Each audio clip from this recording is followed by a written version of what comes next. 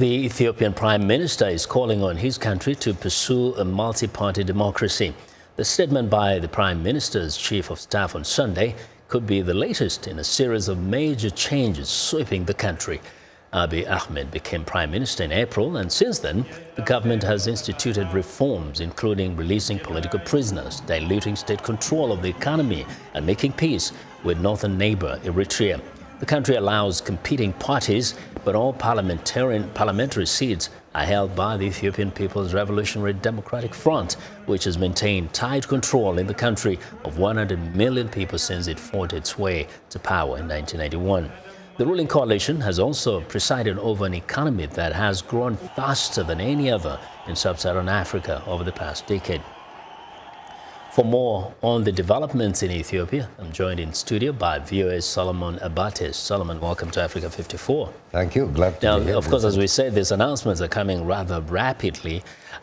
Most people would say, well, Ethiopia is believed to be a democracy.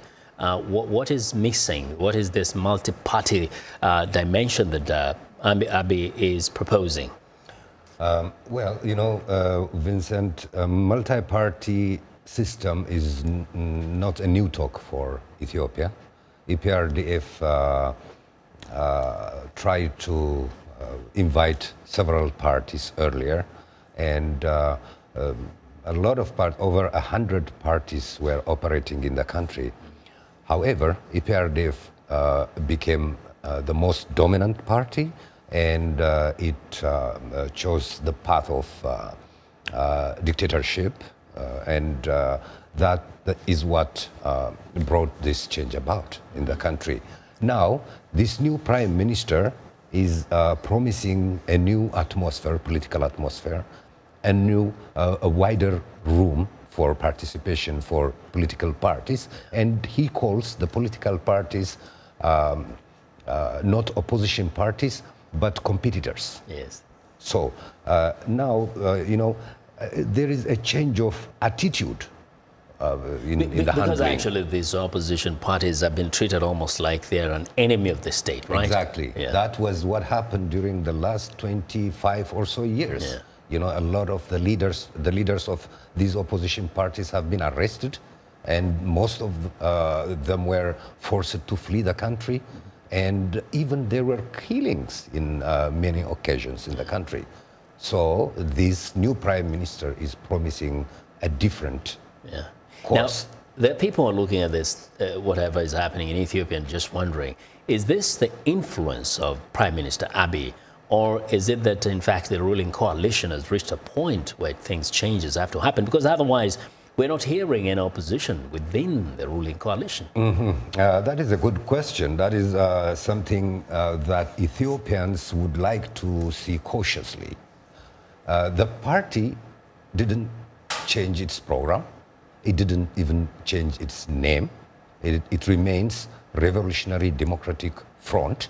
And there are no changes in major laws of the country, including the election law.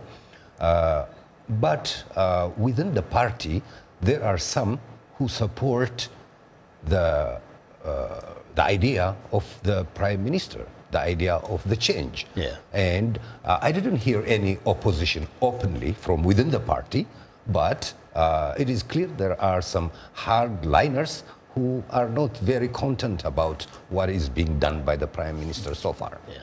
From what you're hearing, how is the reaction from the citizens across Ethiopia and the diaspora? Do they get kind of a little dizzy from all these quick pronouncements? It is a time of big joy for Ethiopians, I think, a time of big excitement. You know, the Prime Minister is enjoying unprecedented support and popularity among Ethiopians at home and in diaspora as well. Yeah. Never in Ethiopian history happened, you know, this. So it's interesting. They are, the Ethiopians everywhere are very happy with the change. Even they are pushing for more. You know, there are still political prisoners who are behind bars. There are still some laws who must be abolished or somehow corrected, you know. The electoral law is one of them. The civic society, the terror law. Definitely, we can expect much more, and we know that Prime Minister Abiy will be visiting Washington. So we'll look forward to talking to you again about this. Thank you very much, Solomon, for joining us today. Thank you for having me.